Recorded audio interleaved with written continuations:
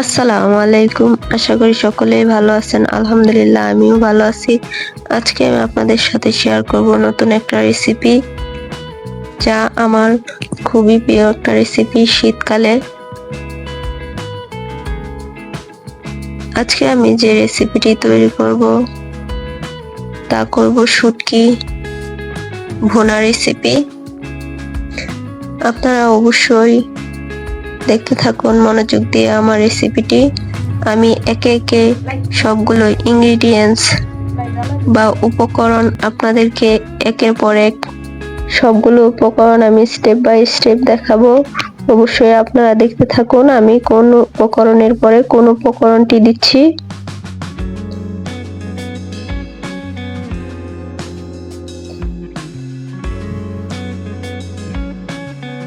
আমি এখানে প্রথমে ফ্রাই প্যানে তেল দিয়েছি টেবিল চামচ, এবং আমি কিছু মাছ এখানে হালকা ভেজে নিব।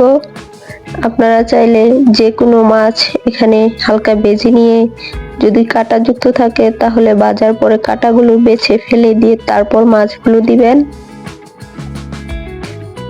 আমার মাছগুলো কিছুটা ভাজা হয়ে আসলে আমি এর মধ্যে এক এক করে সবগুলো উপকরণ দিয়ে নিব। আমার মাছ এক পাশ ভাজা হয়ে গেছে, আমি এখন অপর পাশ ভেজে নিব। আমি এখন মাছগুলো উল্টে দিয়ে অপর পাশও ভেজে নিব। আপনারা আমার সঙ্গে থাকুন, ভিডিওটি না টেনে পুরো ভিডিওটি দেখতে থাকুন। আমি এক এক করে সবগুলো উপকরণ দিয়ে দিব, আপনারা দেখতে থাকুন আমি কি কি উপকরণ দিচ্ছি। আমার মাছগুলো প্রায় ভাজা শেষ। আমি এখানে 2 কাপ পরিমাণ পেঁয়াজ বাটা নিয়েছি। আমি এখানে ব্লেন্ডারে ব্লেন্ড করে নিয়েছি পেঁয়াজগুলো। আপনারা চাইলে পাটার মধ্যে হালকা থেতু করে নিতে পারেন পেঁয়াজগুলো। আমি এখানে পেঁয়াজগুলো দিয়ে হালকা করে একটু ভেজে নিব। আমি খুব সামান্য পরিমাণের তেল ব্যবহার করেছি। আপনারা দেখুন আমি এক এক করে আস্তে আস্তে সবগুলো উপকরণ দিয়ে দিব। আমি এখন হালকা করে পেঁয়াজগুলো ভেজে নিব। আমার পেঁয়াজগুলো ভাজা হয়ে গেলে আমি এখানে আরেকটা উপকরণ দিয়ে নিব।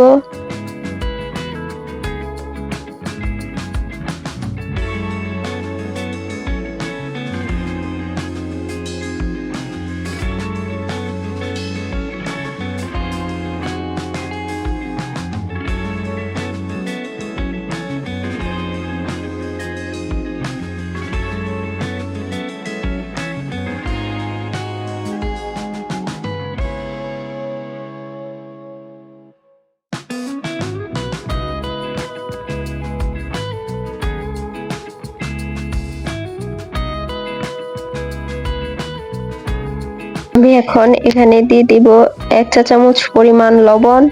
আপনারা আপনাদের স্বাদ অনুযায়ী লবণ দিয়ে দিবেন। আপনারা আপনাদের স্বাদ অনুযায়ী লবণ কম বেশি করে দিয়ে নিবেন। আমার এখানে লবণ দেওয়া হয়ে গেছে। এখন আমি লবণ পেঁয়াজ এর সাথে ভালো করে মিক্স করে নিব। আমার মিক্স করা হয়ে গেলে আমি এখন দিয়ে দিব শুটকি।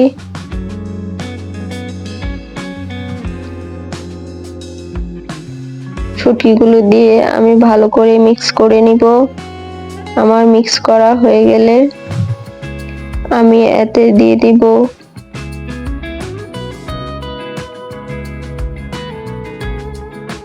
আমার মিক্স করা হয়ে গেলে আমি দিয়ে দিব 1 চা চামচ পরিমাণ হলুদের ফাঁকি, আর দিয়ে দিব 3 চা চামচ পরিমাণ রেড চিলি পেস্ট বা শুকনো মরিচ পাটায় বেটে নেওয়া।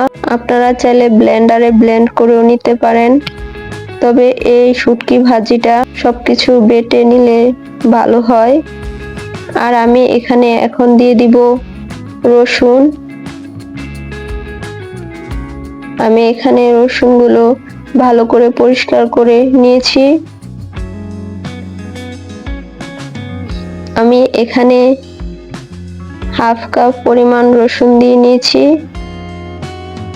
আপনারা চাইলে এখানে মরিচের ফাঁকিও ব্যবহার করতে পারেন, কিন্তু মরিচের ফাঁকি দিয়ে শুটকি ভুনাটা তেমন মজা হয় না।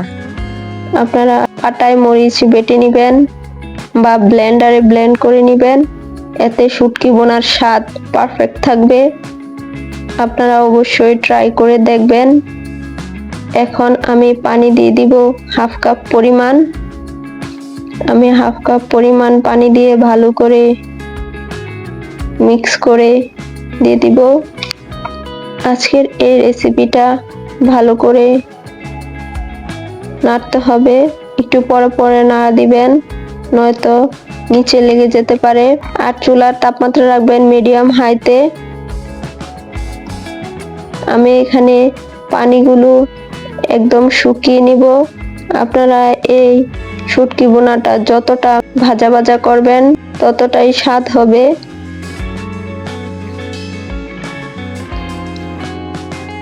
আপনারা আমার সাথেই থাকুন আর পুরো প্রসেসিংটা দেখুন আমি কিভাবে শুটকি ভুনা রেসিপিটি তৈরি করছি। এই শীতের মধ্যে অনেক রকমের সবজি পাওয়া যায়, আর যারা সবজি খেতে খেতে একদম বোরিং লাগতেছে তাদের মুখের স্বাদ বাড়াতে এই রেসিপিটা ট্রাই করতে পারেন। গরম ভাতের সাথে এই শুটকি ভুনাটা খুবই সুস্বাদু। অবশ্যই আপনারা এই রেসিপিটা বাসায় ট্রাই করবেন। যদি আমার ভিডিওটি ভালো লেগে থাকে আপনাদের কাছে, তাহলে অবশ্যই একটা লাইক করে কমেন্টে জানাবেন আমার ভিডিওটি কেমন হয়েছে। আর আমার চ্যানেলটা সাবস্ক্রাইব করে বেল বাটন অলে দিয়ে রাখবেন, যাতে আমি নতুন নতুন ভিডিও আপলোড দেওয়ার সাথে সাথে আপনাদের কাছে নোটিফিকেশন পৌঁছে যায়। আর অবশ্যই আপনারা আমার ফেসবুক পেজটি ঘুরে আসবেন। আমার শুটকি ভুনা রেসিপিটি প্রায় কমপ্লিট। কতটা সুন্দর কালার এসেছে এবং স্বাদও পারফেক্ট, সবকিছু পারফেক্ট হয়েছে।